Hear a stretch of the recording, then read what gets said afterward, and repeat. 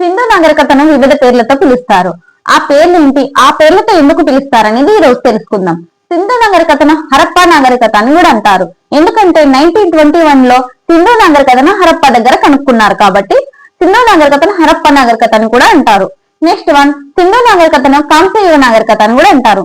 ఎందుకంటే రాగి ప్లస్ తగరం ఈ రెండింటిని కలిపితే కాంసం ఏర్పడుతుంది. ఈ కాంసం అనేది మొట్టమొదటిసారిగా సింధు నాగరికతలను యూజ్ చేశారు కాబట్టి సింధు నాగరికతను కాంస్యయుగ నాగరికత అని కూడా అంటారు. అండ్ లాస్ట్ పైన చారిత్రక సంధి యుగ నాగరికత అని కూడా అంటారు. ఎందుకు, లిపి ఉంటే అంటే రైటింగ్ ఉంటే చారిత్రక యుగం అని, రైటింగ్ లేకపోతే చారిత్రక పూర్వయుగం అని అంటారు. మరి సింధు నాగరికతను చారిత్రక సంధి యుగ నాగరికతను ఎందుకు అంటారు? ఎందుకంటే సింధు నాగరికత యొక్క లిపి చిత్రలిపి అన్నమాట. చిత్రలిపి లేకపోతే బొమ్మల లిపి.